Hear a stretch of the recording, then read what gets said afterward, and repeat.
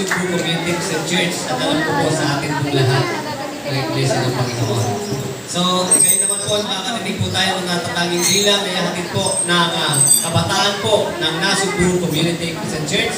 Palakpakan po natin ang Panginoon.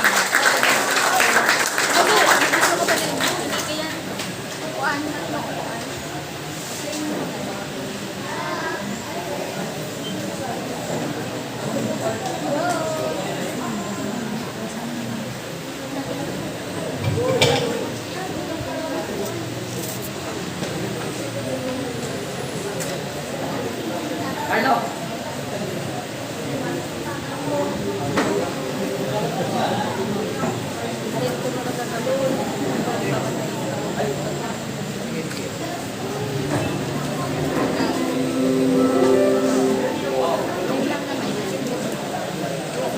Sabay, basta pagsabay mo lang.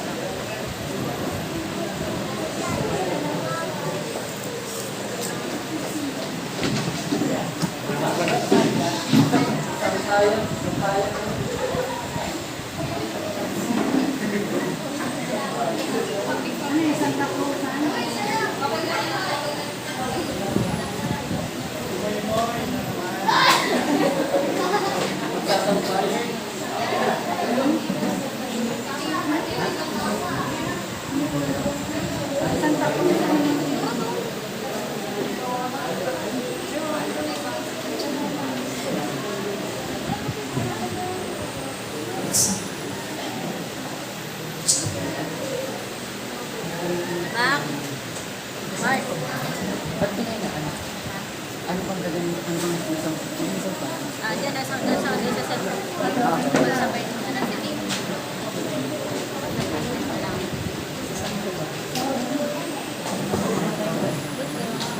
Di ba ano ba?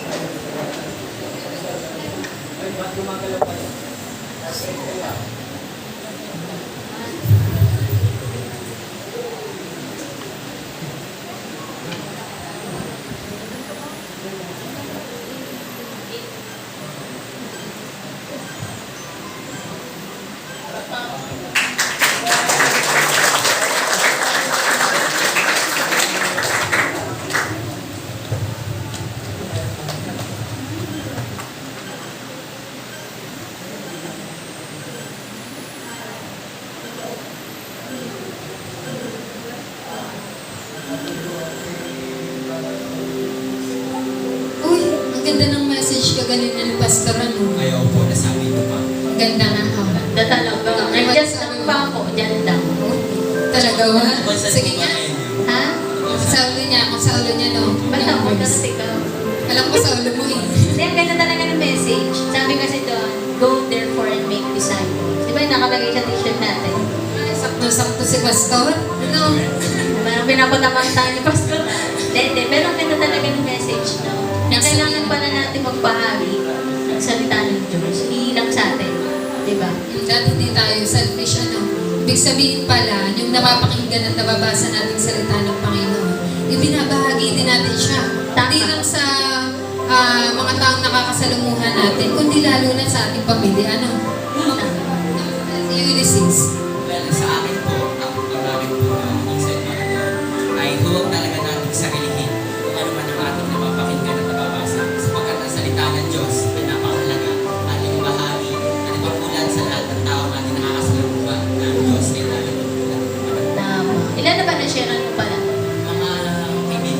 Kaibigan, no? Ibig sabihin, parang ang sipag mo talaga mag-share. Ako siguro mga 51. Mga bahagi. Kabilang Hindi, ko, no? bilang. Di ba binibilang yun? Ano, kaya talagang masarap na pag nag-share ka ng word of God. Oh, kasi yung salita ng Panginoon, naghahatid siya ng kaligtasan. Correct, correct. Dahil ang pananampalataya nga sabi ay nagsisimula sa pakikinig at pakikinig ng salita ng Diyos. So paano nila mapapakinggan ang salita ng Diyos kung hindi tayo nagbabahagi? Tama po, tama. Kaya dapat mapapahaba na tayo na, hindi na nakasama yun sa pag-usap natin. Siguro una na ako, may date pa kasi ako, may date pa ako. Mamaya na lang ulit sa chat-chat na lang. Okay? Bye-bye po. Bye-bye. Bye-bye. Ingat kayo. Ingat po kayo, ingat.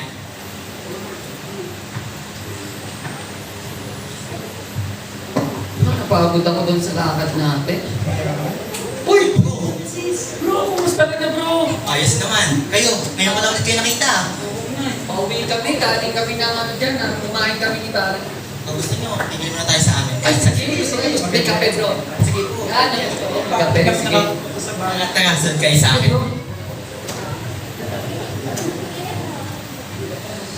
Wow! Ang ganda pala ng bahay niyo dito. Ano? Parang ang tagal ko rin hindi nakapunta dito. Bro, Ako hindi pa nakakapunta dito, Michael. Bro, ito muna yung kape nyo. ayan. Thank you bro ah. Sarap talaga ng kape mo dito bro. Sabihin. Bro, pwede bang mag-ikot-ikot muna dito? Sige lang, makikita nyo dyan kung gaano kaganda yung bahay. Medyo may napansin lang ako dito bro eh. Ganda. Sino ka na? Sino tong mga to? Abanis na tagal. Nung huli ko kasi pumunta dito, wala naman akong nakita ko, hindi ikaw lang din. Kaya, na-curious lang ako, sino sila? Ito, Ganda ng picture frame, ang ganda ng pagkakagawa. Diba? Talaga na natang pinagpaguran ng picture frame.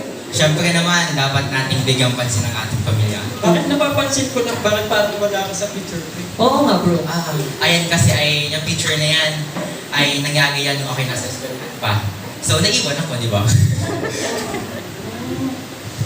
Pwede bang malaman bro, kung sino-sino sila, pwede mo ba kami ipakilala? Sila. Oo. Ito yung nanay ko. Oh. Napakaganda, di ba? Siya yung nanay na tipag at napakamaalaga. Kumbaga, ang tinatangi ng isang ilaw ng tahanan na nasa kanya. Naalala ko pa nga noon, nung ako'y nag-aaral pa. Bago ako pumunta na eskwelahan, makikita ko siya dyan pag umaga. Pagluluto ako, pagagawa ako ng sandwich para may baon ako sa eskwelahan, di ba? Baon na gutom ang isang estudyante. Ito, si tatay. Napakagwapo! Bro, hawig mo! Siyempre naman. Ang pogi. Si tatay, ano yan? Para lang din yan si nanay. Pero napakatatag niyan. Tatay na nagbibigay ng inspirasyon sa aming mga anak niya. Napakatatag na isang ama. Siya yung nagtatrabaho para sa amin. Kahit alam naman namin na mahirap naman talaga. Ay, lalo na sa ngayon, di ba? Pero, nandiyan siya at nakatayo. Lagi niya kaming sinusuportahan sa kahit anong bagay man na aming kailangan. Ayun, nakikita mo yun? Napakaganda! Ang cute niya, cute niya. Kapatid ko yan. Sumunod sa akin. Diba? Ang ganda. Kumana kay nanay. Siya, kuya. Naalala ko pa rin doon. Yung kapatid kong yan, pagpapasok ako. Galing sa eskwelahan, nasa pintuan pa lang ako. Natawag ko niyan, sabi niya, kuya! Wow. Tutulong nga pala ako sa aking assignment. Kasi, kuya, kailangan ng suportahan ng kanyang mga Brainy, kapatid. bro, no, brainy. Siya, mana sa kuya. Yes. Ito naman, sino naman siya? Mga, ito muna, uli natin yung pogi. Ay, Uli pogi ba? natin yung pogi. Dito muna tayo. Sino ba bro? Ito, ayan naman yung isa ko pang kapatid. Siya yung sumunod kay Nene. Okay. Yan ay, kasama ko yan. Kumbaga ay, lagi kong kalago mag-basketball. Batingin sa pag-aaral, napakagaling. Lahat sila ay honor student, di ba? Nakaka-proud ng kuya. And ito, si Bunso. Naalala ko noon, pagkagaling ko din sa eskwelahan, mag-uunahan silang dalawang Kaya yakagin niya akong mag-bike. Kasi mahilig siya mag-bike eh. Kaya ayun lagi yung kanyang abang-abang sa akin sa tuwing ako'y uuwi ng bahay. At ito, yung tinutukoy niyo. Yan ang hinihintay ko. Yan ang hinihintay ko. Gusto ko makilala. Ayan yung yung napakamatapang matalik kong kaibigan, bro. Ayun yung kaibigan na... Mahilig ka pala sa kaibigang pogi. Ay, syempre, pogi talaga, no? Ayan yung kaibigan ko na napakalapit din sa pamilya ko. Na, pag ako ba siyang kapatid na, nanduga nga, minsan siya pagtitira ng ulam, ako hindi eh. Napaka-unfair, di ba? Pero okay lang yun. Isa siyang kaibigan na matalik din. Na hangagin ako sa kanya. Sapagkat siya'y napakagaling din sa eskwelahan, di ba? Honor student din yan at future engineer. Pero, tanong ko lang, bakit parang hindi ko sila nakikita? Nasaan na ba sila? Ah, meron kasi isang trahedyang nangyari sa aming pamilya. Galing akong eskwelahan. Nag-aaral pa ako ng kolehiyo. Mga third year college. Noong panahon yun, kagaling ko sa paaralan. Nasa kanto pa lang ako. Ang dami ng taong naghihiyawan. Siyempre ako, nagutla ako. Galing ako sa eskwelahan. Pagod ako, stress, di ba? Sumadadaan ko sila ng ganun. Nakita ko, yung mga usok. May mga nagtatakbuhan na may dalang timba na may laman tubig. Natatang ko sila na yung bahay namin nasusunod. Ito yan. Yung picture frame na yan. Ayan na lang yung natitira kong alaala sa kanila. Ay, miss ko na nga sila eh. Wala na yung naghihintay sa akin sa tuwing ako'y uuwi. Wala na rin akong kakulitan ng mga kapatid. Pasensya ka na bro. Pero mga kami sa'yo dahil sa kabila ng lahat, nagiging matatag ka pa rin bro. Siyempre ang Diyos ay ating kasama. Paano ba kami ay magpapaalam na? Sige bro. Okay bro, salamat sa pagpapaya. Kung kailangan mo ng kausap, kasama, nandito lang kami, magkakaibigan tayo. Bro eh, di ba? Sige bro, alis na kami ha. Alam bro. Ingat kayo! Bye bro. Hay nako. Huli ko na naman kayong naalala. Napakaganda nyo pa rin tingnan. Hindi pa rin kumukupas yung mga kulay ng pagkakapinta sa inyo. O paano? Papahinga na muna ako. Bukas na ulit.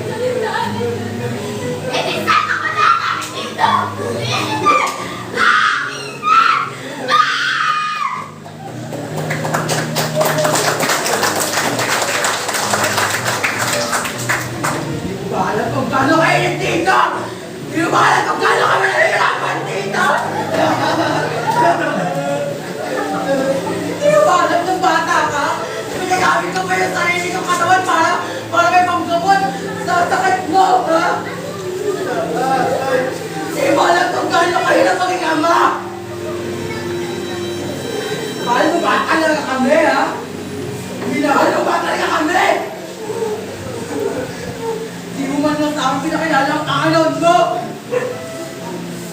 Ni minsan, sa mga oras na magkasama tayo, ang bukang bibig mo, ito si ganito, ito si ganyan. Parang hindi mo nabanggit yung kalikasan na dala ng pagkakakilala sa Panginoon. Ulysses, pamilya mo kami. Nag-aaral ako magmotor para may hatid kayo sa eskwelahan.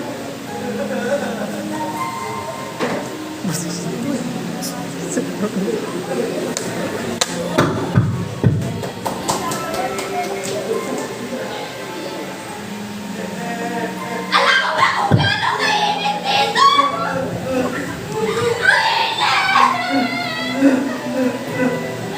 Hindi mo alam pinagdadaanan namin ngayon!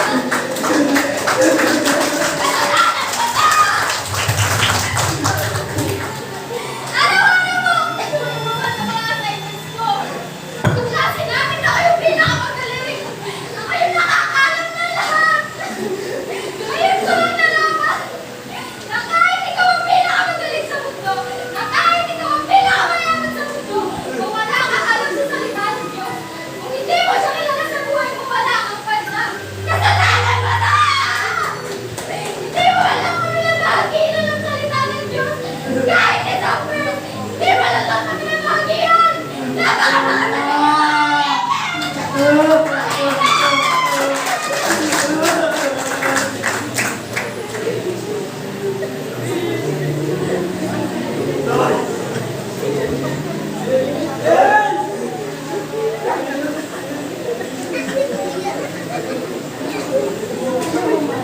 Bakit mo na yan? Naman mo namin dito!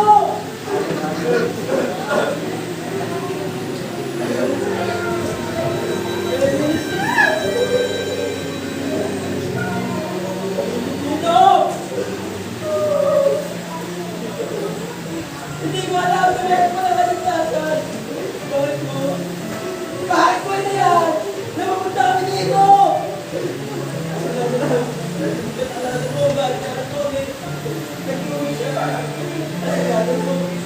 Kasalanan mo na!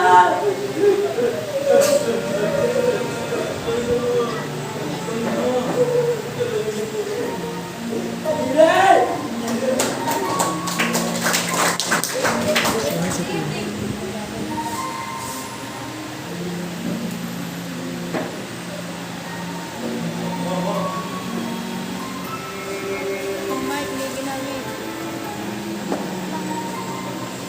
Di madinig yung boses.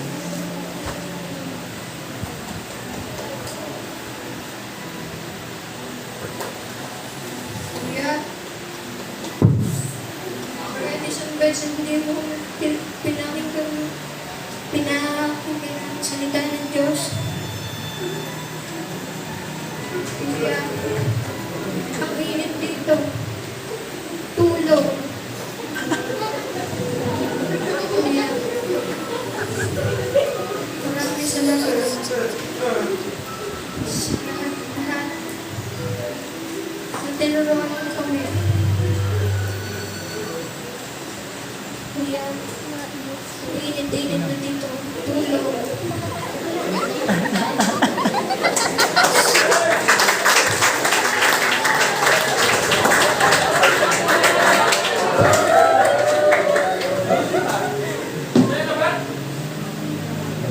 Kala ko ba nung eh?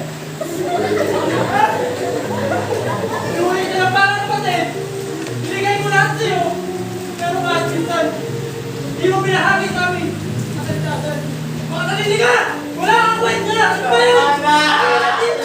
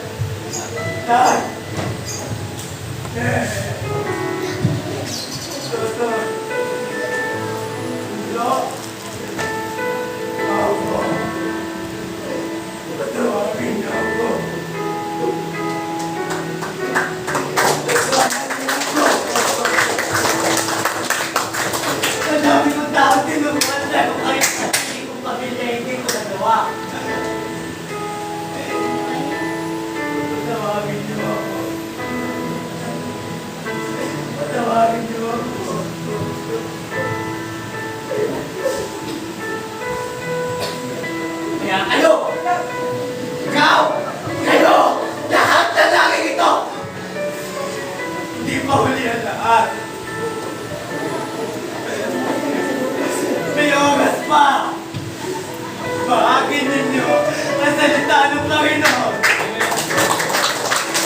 Salita niya ang magtitignan sa bawat isa. Galing nga sa kanyang salita. Kahit isang kaluluwa ang maligtas, libo-libong anghel na nagsasaya sa kalangitan. Ang Panginoon ang ating dapat sandalan. Siya magliligtas sa bawat isa. Siya ang kailangan natin.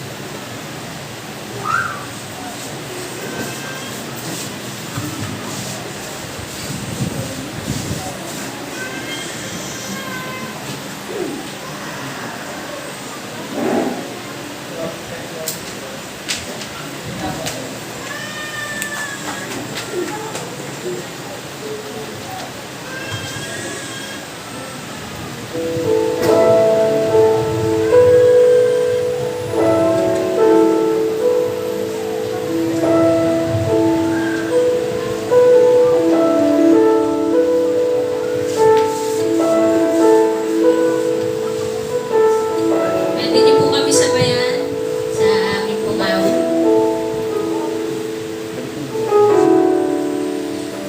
My needs compassion, love that's never failing. Let mercy fall on me. Everyone needs forgiveness, the kindness of a Savior, the hope of nations.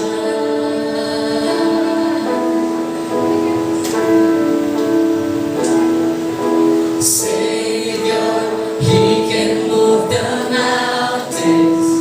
My God is mighty to save. He is mighty to save. Forever, author of salvation. He rose and conquered the grave. Jesus conquered the grave.